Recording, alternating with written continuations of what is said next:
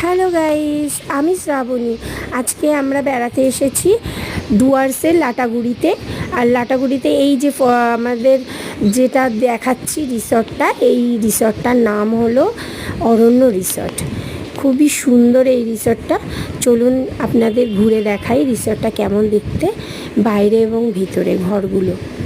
আমরা যেটাই আছি সেটা প্রিমিয়াম রুমটা নিয়েছি আমরা।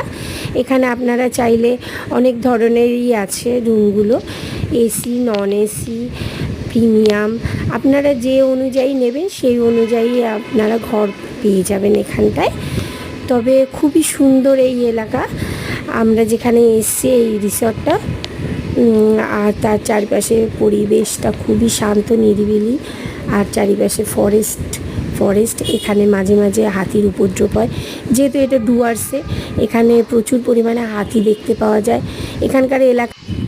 হ্যালো, আমি শ্রাবণী। আজকে আমরা বেড়াতে এসেছি লাটাগুড়ি ডুয়ার্সে। যে রিসর্টটায় এসেছি সেই রিসর্টটার নাম হলো অরণ্য রিসর্ট। আপনাদের চলুন ঘুরিয়ে দেখি রিসর্টটা কেমন দেখতে।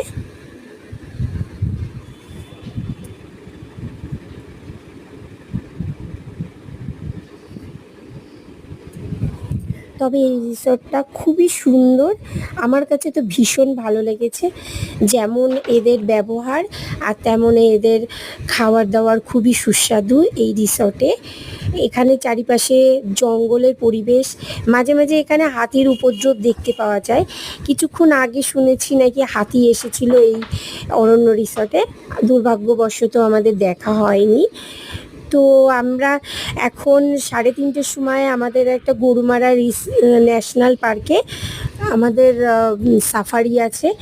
গাড়ি একটু পরেই আসবে, আমরা রেডি হয়ে গেছি। তো সেখানে জানি না কিছু যদি দেখতে পাওয়া যায় তাহলে আপনাদের সাথে শেয়ার করব। ওখানে জানি না কি দেখতে পাওয়া যাবে,